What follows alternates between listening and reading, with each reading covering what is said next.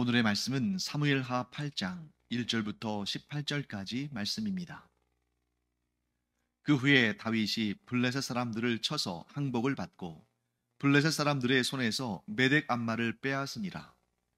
다윗이 또 모압을 쳐서 그들로 땅에 엎드리게 하고 줄로 재어 그 두 줄 길이의 사람은 죽이고 한 줄 길이의 사람은 살리니 모압 사람들이 다윗의 종들이 되어 조공을 드리니라. 르홉의 아들 소바왕 하닷에셀이 자기 권세를 회복하려고 유브라데 강으로 갈 때에 다윗이 그를 쳐서 그에게서 마병 1700명과 보병 2만 명을 사로잡고 병거 100대의 말만 남기고 다윗이 그 외의 병거의 말은 다 발의 힘줄을 끊었더니 다메섹의 아람 사람들이 소바왕 하닷에셀을 도우러 온지라.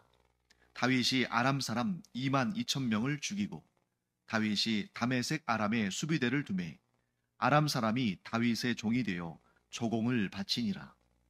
다윗이 어디로 가든지 여호와께서 이기게 하시니라.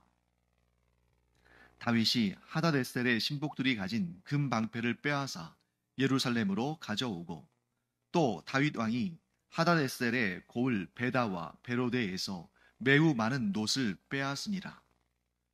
하마당 도이가 다윗이 하닷에셀의 온 군대를 쳐서 무찔렀다 함을 듣고 도이가 그의 아들 요람을 보내 다윗 왕에게 문안하고 축복하게 하니 이는 하닷에셀이 도이와 더불어 전쟁이 있던 터에 다윗이 하닷에셀을 쳐서 무찌름이라.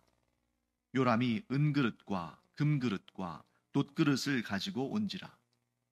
다윗 왕이 그것도 여호와께 드리되 그가 정복한 모든 나라에서 얻은 은금 곧 아람과 모압과 암몬 자손과 블레셋 사람과 아말렉에게서 얻은 것들과 소바왕 르홉의 아들 하닷에셀에게서 노략한 것과 같이 드리니라.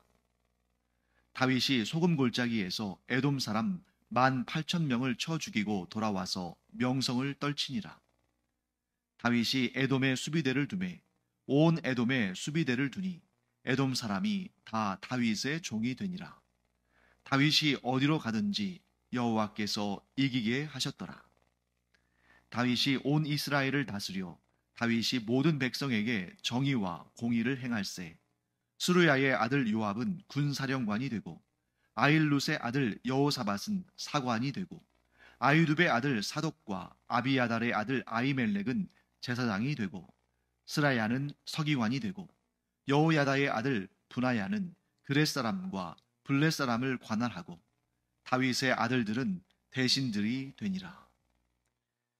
네, 오늘 우리가 읽은 사무엘하 8장의 내용은 다윗이 어떠한 전쟁에서 승리를 거뒀고 또 어떠한 조공을 받았고 또 나라를 어떻게 통치했고 또 다윗 정부의 구성은 어떻게 되었고 하는 그런 구체적인 내용들이 소개가 되고 있습니다. 그래서 이 내용들을 어떻게 우리가 구분해 볼 수 있냐면 다윗의 대외적인 치적 그리고 다윗의 대내적인 치적을 이 본문을 통해서 우리가 알게 되는 거죠. 자, 먼저 대외적인 치적, 곧 이스라엘의 왕인 다윗이 그 주변 나라들과의 관계 속에서 어떠한 일들을 행했는가. 주로 언급되는 것이 전쟁이겠죠.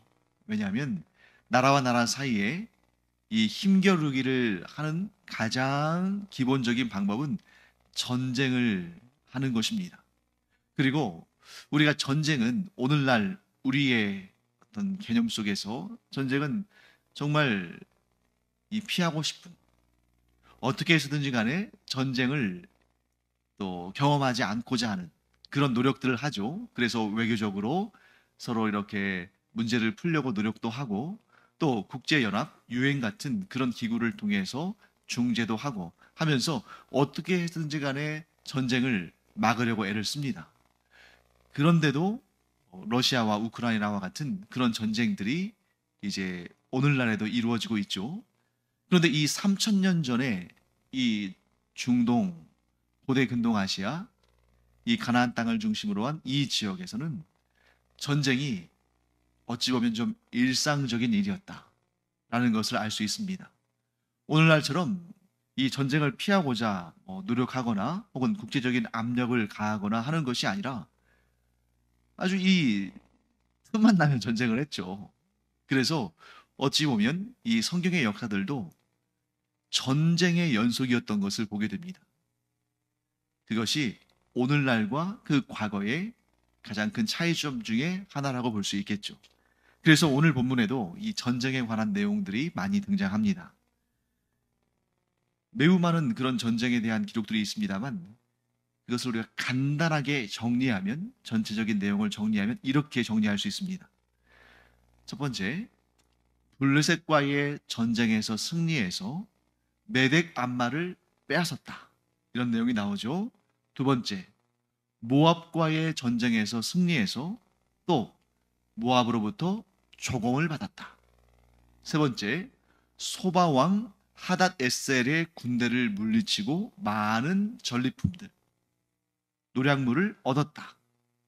네 번째, 다메섹이라는 나라가 이 소바왕 하닷 에셀을 도와주려고 군대를 일으켰지만 다윗은 그 다메섹마저도 쳐서 물리쳤다.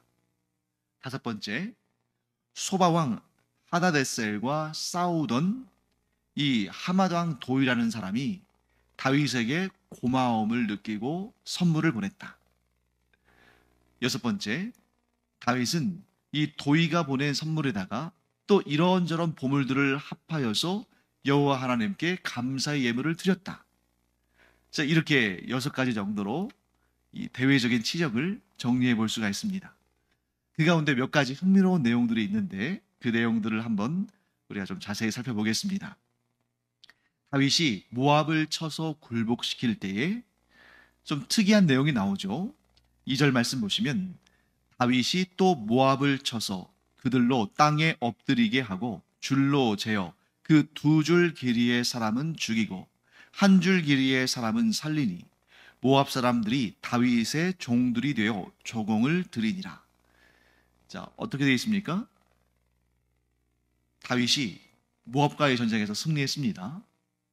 그래서 모압의 군인들을 포로로 붙잡았습니다. 그런데 그들을 눕혀놓고 길이를 재는데 줄로 잽니다. 그래서 2줄 길이의 사람은 죽이고 1줄 길이의 사람은 살렸다. 여기서 우리가 좀 이런 의아한 생각이 들 수 있어요. 예를 들면 이 줄이라는 것이 신장을 재는 그런 잣대일 텐데 2줄 길이, 예를 들어서 한 줄 길이가 1m다. 그럼 이게 애매한 거거든요. 왜냐면 2줄 길이면 2m인데 2m에 해당하는 사람들이 거의 없었을 것 같은데요. 그런데 1줄 길이는 예를 들어서 1m다. 그러면 또 1m 정도밖에 안 되는 사람들, 어린아이들 빼놓고는 없지 않을까요? 그것을 예를 들어서 1m가 아니라 90이라 해도 마찬가지죠. 90의 2배면 180인데 180과 90 너무 차이가 많이 나는 거잖아요. 그래서 이것은 1줄 길이, 2줄 길이를 어떠한 길이의 단위로 그 정확히 2배를 말한다기보다는 살려주는 어떠한 잣대, 기준을 정합니다. 예를 들어서 신장 120cm 이하 혹은 130, 140, 150이 될 수도 있겠죠. 그런 어느 정도 키 이하는 살려주겠다. 그런데 그 키를 넘어서는 것은, 즉 1줄을 넘어서는 것은 2줄로 여겨서 그 기준을 넘어서면 죽인다. 이런 개념인 거죠. 그러니까 살려둔 사람들은 죽은 사람에 비해서 키가 반밖에 안 되고, 죽은 사람들은 산 사람들에 비해서 키가 2배가 되고, 이런 개념이 아니라 1줄, 2줄이 의미하는 것은 다윗이 살려주라고 명령한 그 기준점이 되는 사람들이 1줄 길이의 사람인 것이고, 그것을 넘어서는 사람들, 그 1줄을 넘어서는 사람들은 2줄 길이의 사람이 되는 거죠. 왜? 사람들의 키가 다 일률적으로 1m와 2m로 나뉘는 건 아니잖아요. 90cm와 180cm로 나뉘는 것도 아니죠. 그러니까 살려두기로 결정한 그 신장만큼, 그 신장에 딱 맞거나 그 이하인 사람들은 살려주고, 그 기준점에서부터 더 키가 큰 사람은 다 죽였다는 거죠. 왜 그랬을까요? 보복 전쟁, 곧 군사를 다시 모집해서 이스라엘을 향해서 보복의 전쟁을 일으키지 못하도록 한 것입니다. 예를 들면 이런 거겠죠. 어린이들이랄지, 혹은 키가 작아서 징집에 면제된 자들이랄지, 이렇게 군사적으로 이스라엘을 공격할 수 있는 그러한 키, 그러한 신장에 해당하는 사람들은 이스라엘의 위협이 될 수 있기 때문에 죽이고, 어린아이들이랄지 군대에 징집될 만한 수준이 아닌 그런 사람들, 곧 이스라엘의 위협이 되지 못할 만한 사람들은 살려줬다. 이렇게 우리가 해석하는 것이 좋을 것 같습니다. 자, 이런 다윗의 행위는 오늘날의 인권의 개념에 비추어 보면 상당히 잔인할 수 있죠. 뭐 예를 들면 이런 거죠. 두 나라 사이에 전쟁이 있었는데 승리한 나라가 이 전쟁에 패배한 나라를 어떻게 대하냐면, 키 150cm 이하는 살려주고 키 150cm 이상은 다 죽여라. 오늘날 그것은 굉장히 이게 비인권적인 거죠. 그래서 오늘날 이 UN 국제연합에 이런 포로들을 죽여서는 안 된다는 그런 국제적인 조약, 국제적인 그러한 이 동의가 있는 거죠. 그런데 여기에서는 그런 포로에 대한 인권이 없는 것처럼 보입니다. 그것을 우리가 인권적 차원에서 봐서는 안 돼요. 특히 오늘날의 관점에서. 이 당시에는 이러한 일들이 이스라엘에게만 있었던 것이 아니라 그 주변 나라들이 모두 거의 대부분 행했던 일들이고, 그렇기 때문에 이것을 오늘날의 관점에서 해석하면 굉장히 좀 이해하기 어려운 일이지만, 그 당시에는 이런 일들이 보편적으로 일어나고 있었다 하는 것을 우리가 알게 됩니다. 그 다음에 이제 소밧 왕 하다데셀에 대한 기록이 나오죠. 소밧 왕 하다데셀은 그 당시에 상당히 영향력이 있었던 군주였던 것 같습니다. 이 소바라는 지역은 이스라엘의 북쪽이에요. 이스라엘의 지경을 말할 때 북으로는 단, 남으로는 브엘세바 이렇게 구분하는데, 그 북쪽 끝에 있는 성읍인 단보다 위에 있는, 즉 이스라엘의 북쪽에 있는 나라인데, 그 나라의 위치는 다메섹과 하닷 사이에 위치합니다. 이스라엘 북부에 다메섹, 소바, 하맛 이렇게 그 나라들이 분포되어 있는 겁니다. 그런데 이 소바라는 나라는 다메섹과는 친했는데 하맛과는 다투는 관계였습니다. 즉 다메섹과 소바는 동맹 관계인데 소바와 하맛은 전쟁하며 싸우는 관계예요. 그런데 다윗이 그 가운데 있는 소바 왕 하닷 에셀과 싸워서 승리합니다. 그렇게 지금 소바가 위기에 처해 있으니까 그 동맹 관계에 있는 다메섹에서 원군을 보냈어요. 그런데 다윗은 그 소바를 지원하기 위해서 군대를 파견한 다메섹도 전쟁에서 이겨버립니다. 자, 누가 제일 좋아했을까요? 네. 소바와 원수 관계에 있었던 하맛이라는 나라가 제일 좋아했겠죠. 왜? 자신들과 지금 전쟁 중에 있는 나라를 물리쳐줬으니까. 그래서 하맛 왕 도이가 너무 고맙고 감사해서 다윗에게 사절단을 보내서 감사를 표하는데 자기 아들을 보냅니다. 그러니까 우리나라로 따진다면 세자를 보내는 거예요. 이런 일이 쉽지가 않습니다. 왜냐하면 이스라엘이라는 나라가 이 하맛 왕의 아들 그 세자를, 왕자를 볼모로 잡고 위협할 수도 있잖아요.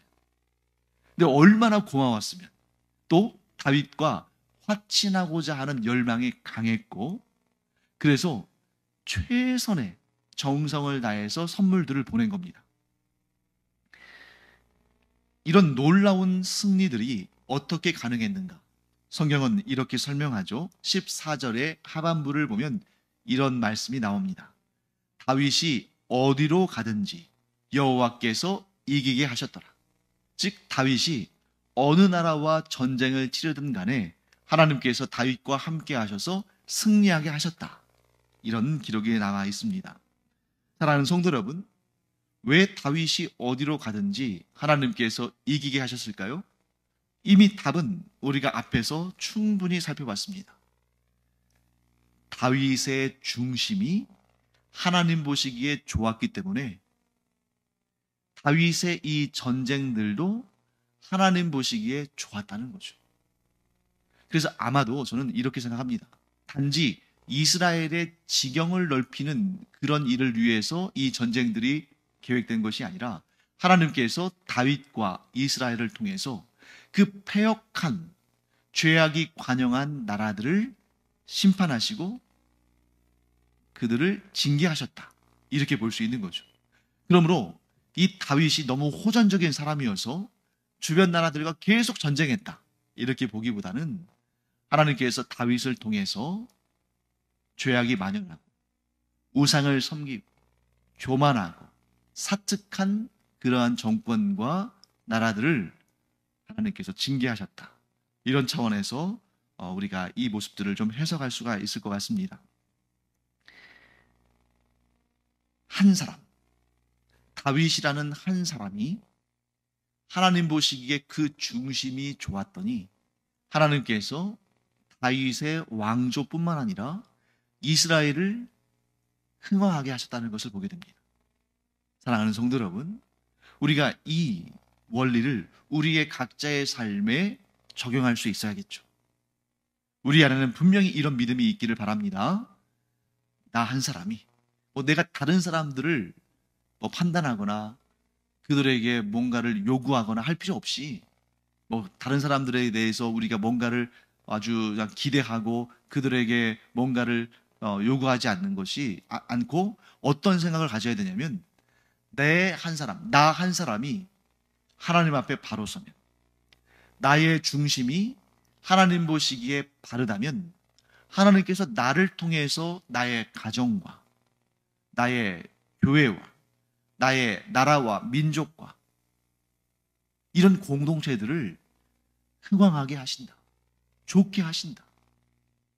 그런데 우리는 다른 사람에 대해서 판단하기 쉽고 책망하고 때로는 그들의 행위로 인해서 절망하기도 하죠. 때로는 남 탓을 하기도 하고 또 때로는 나라와 민족을 향해서 원망과 불평을 하기도 합니다. 그래서 왜 이 모양일까? 왜 이 나라는, 왜 이 민족은 이 모양일까? 왜 우리 사회는 이런 죄악과 허물과 문제들이 많을까? 이렇게 생각하면서 때로는 절망하고 때로는 소망을 품지 못하는 그런 경우들이 생길 수 있죠. 그런데 오늘 다윗을 통해서 하나님은 우리에게 분명한 메시지를 전달해 주십니다.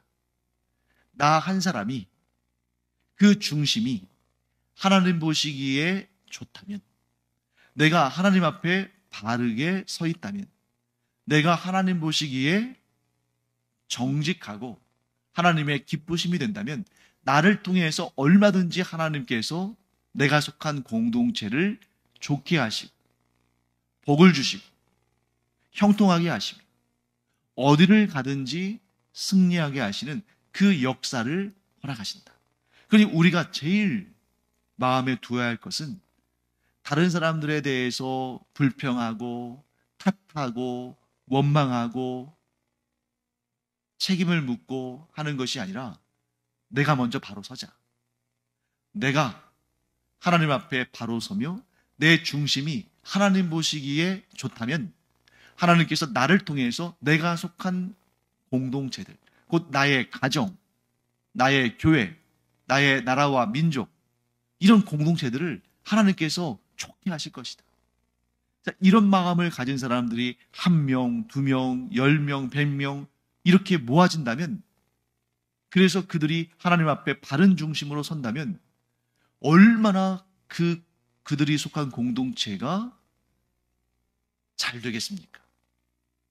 하나님의 기쁘심이 되며 하나님께서 그 공동체를 들어 사용하시며 하나님의 놀라운 역사를 이루어 주지 않으시겠습니까? 그래서 우리 항상 기억하기 바랍니다. 남을 탓하기 전에 또 그 공동체, 내가 속한 공동체에 대해서 원망하고 불평하기 전에 나 자신이 먼저 하나님 앞에 바로 서자. 내 중심이 하나님 보시기에 합당하며 좋은 상태가 되자. 그러면 나를 통해 하나님께서 이 썩은 세상, 이 위기에 있는 공동체들을 하나님께서 정결하게, 아름답게, 복되게 하실 것이다. 이 믿음을 갖고 나로부터 시작하는 그러한 은혜가 있기를 간절히 축원합니다. 그 다음에 이제 다윗의 대내적인 치적을 설명하고 있습니다. 15절 말씀 볼까요? 다윗이 온 이스라엘을 다스려 다윗이 모든 백성에게 정의와 공의를 행할세. 다윗의 중심이 하나님 앞에 바르게 서 있다고 말씀드렸죠. 하나님 보시기에 다윗의 중심이 아름다웠습니다. 그 하나님의 보시기에 좋은 다윗의 중심은 이 나라를 다스리는데도 그대로 나타났습니다. 그래서 다윗이 나라를 다스릴 때 어떻게 했어요? 자기 자신의 사리사욕이나 자기 자신의 영광을 구한 것이 아니라 정의와 공의로 나라를 다스렸다. 사랑하는 성도 여러분, 우리의 중심이 하나님 앞에 바르게 설 뿐만 아니라 우리가 사람들을 향해서, 세상을 향해서 정의와 공의의 마음을 품고 그 정의와 공의를 행함으로 말미암아 우리를 통해서 우리가 속한 공동체들이 하나님 앞에 바르게 세워지는 은혜가 있기를 간절히 축원합니다. 그 다음에 16절부터 18절까지는 다윗의 정부 조직에 대해서 설명이 되어 있습니다. 거기에 쭉 내용들이 나오는데요. 간략하게 소개하면 이런 내용이죠. 다윗은 사회의 각 분야에, 정부의 각 부처에 사람들을 세우고 그들에게 권력을 위임했다는 거죠. 여러분, 이게 굉장히 쉬운 것 같지만 어려운 일입니다. 하나님을 신뢰하지 못하면 이렇게 사람들을 세울 수가 없어요. 그들이 언제 반역을 꾸미고 그들이 언제 나를 밀어내고 그 권력을 차지할지 그런 의심과 불안한 마음이 생기면 이 권력을 분산시키고 위임할 수가 없습니다. 그런데 다윗이 이렇게 정부를 조직하고 각 분야마다 인재들을 등용하고 그들에게 권한을 위임한 것은 어디로부터 이런 자신감이 나오냐면 하나님을 경외하기 때문입니다. 이 나라가 나의 것이 아니라 하나님의 것이라는 것을 다윗이 믿고 있었기 까닭에 이 나라가 나의 개인의 소유가 아니라 하나님의 것이며 그러므로 하나님께서 이 나라를 통치하시고 이 나라를 이끌어 가신다는 그런 확신이 있기 때문에 사람들을 등용하고 권한을 위임할 수 있었던 거죠. 오늘날 우리도 마찬가지입니다. 우리가 만일 하나님에 대한 확신이 없다면, 하나님을 신뢰하지 못한다면 사람을 믿지도 못할 거예요. 왜? 그 사람이 어떻게 변질되고 어떠한 마음을 품고 나를 밀어내고 나의 자리를 탐하고 그럴지 모르잖아요. 그런데 우리가 내 인생이 나의 것이 아니라 하나님의 것이고 내 인생을 주관하는 존재가 내가 아니고 하나님이시라는 것을 알면 마음이 편할 수 있고 사람들에게 위임할 수 있습니다. 다윗이 하나님에 대한 확고한 믿음이 있었기 때문에 물론 다윗도 사람들을 세우면서 그들을 전적으로 신뢰하지는 않았겠죠. 하나님처럼 신뢰하지는 않았겠죠. 하지만 그들에게 맡길 수 있었던 것입니다. 그들이 비록 문제가 있다 할지라도 이 나라를, 이 민족을 통치하시는 분은 하나님이시라는 그런 하나님의 절대 주권에 대한 믿음이 있었기 때문이죠.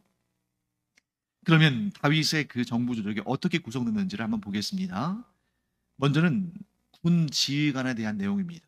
16절 말씀 보시면 수르야의 아들 요압은 군 사령관이 되고 이렇게 되어 있죠.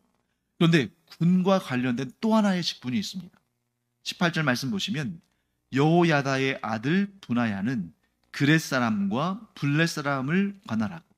자, 여기서 여러분들이 조금 더 성경적인 지식을 공부하신다면 이런 표현들이 가끔 나올 거예요. 그렛 사람과 블렛 사람. 그렛 사람과 블렛 사람이 이렇게 하나로 이렇게 표현되면 그건 뭐냐면 용병을 의미합니다. 용병. 용병이 뭐예요? 이스라엘 사람이 아니라 다른 민족인데 돈을 주고 고용한 군병들을 의미하는 거죠. 그리고 이 그렛 사람과 블렛 사람은 용병 부대인데 무엇을 위해서 만들어진 부대냐면 다윗의 친위대. 우리가 요셉이 애굽에 종으로 팔려갔을 때에 그가 보디발의 집에 종으로 들어가잖아요. 그 보디발이 애굽왕 바로의 친위대장이거든요. 여기서 친위대가 뭘 의미하냐면 왕의 직속 부대로서 왕의 안위를 위해서 구성된 가장 가까이에서 왕을 보호하는 군대를 의미합니다. 오늘날로 따진다면, 우리나라로 따지면 청와대 경호실을 의미하는 거죠. 지금은 이제 청와대가 사라졌으니까, 청와대가 이제 그 대통령을 위한 장소가 아니니까, 대통령 경호실을 의미하는 겁니다. 군대가 두 개의 조직이 있는 거예요. 하나는 일반적인 군대, 하나는 왕의 친위대. 요압은 일반적인 군대의 사령관이 됐고, 여기 나오는 분하야는 왕의 친위대, 즉 왕의 경호부대의 지휘관이 된 것입니다. 직위로 따지면 군사령관, 이스라엘 전체의 군사령관인 요압이 더 직급은 높죠. 하지만 왕의 가장 깊은 신뢰를 받는 군 지휘관은 분하야, 곧 왕의 친위대의 수장인 거죠. 왜요? 친위대는 왕의 생명과 직접적인 관계를 가지니까. 왜 요압이 친위대장이 되지 못하고 분하야가 됐을까요? 우리가 이전에도 봤잖아요. 요압은 다윗의 조카뻘이지만 그들의 기세가 너무 강해서 때로는 다윗의 근심이 되는 그런 모습을 우리가 보았습니다. 그러니까 요압을 등용하기는 하지만 아주 가깝게 두지는 않은 거죠. 자, 그 다음에 이제 이런 다윗의 정부 조직들을 쭉 보면 사관과 서기관이 나옵니다. 여호사밧이 사관이 되고 스라야는 서기관이 됩니다. 사관과 서기관은 기록을 담당하는 그러한 직책들이죠. 그래서 사관은 역사를 기록하고 서기관은 그 정부에 관련된 그러한 행정이나 사법적인 내용들을 공적으로 기록하는 역할을 하죠. 자, 이러한 직분들이 중요한 이유는 이스라엘이 우리나라 못지않게 이런 역사의 기록에 대해서 굉장히 중요하게 여기는 나라였다는 것을 의미합니다. 그리고 이 사실이 중요한 이유는 이렇게 역사를 꾸준히 그리고 공식적인 직책을 통해서 기록해 왔기 때문에 성경에 담긴 역사의 내용들이, 성경이 비록 역사책은 아니지만 성경에 기록된 역사의 기록들이 거짓이 아니라 참이라는 사실을 증명해 주고 있습니다. 왜냐하면 공식적인 역사의 기록이 없고 성경의 기록만 있다면 조작될 수 있다, 이런 의심을 받을 수 있죠. 실제로 역사상 이런 일들은 일어나지 않았는데 종교적인 지도자들이 이런 얘기들을 꾸며서 마치 신화처럼, 그리스 로마 신화처럼 이렇게 만들었을 수 있다, 이렇게 주장할 수가 있는데 이스라엘의 이렇게 역사의 기록들이 있었고 역사를 기록하는 직책들이 있었기 때문에 성경의 기록들이 대조가 되고 비교가 되면서 그 역사적인 기록들이 허구가 아니라 사실이라는 것을 증명받게 되는 거죠. 그래서 성경의 역사적인 진실성을 또 보완해주는 역할을 이런 사관과 서기관들이 담당했다 하는 것을 알게 됩니다.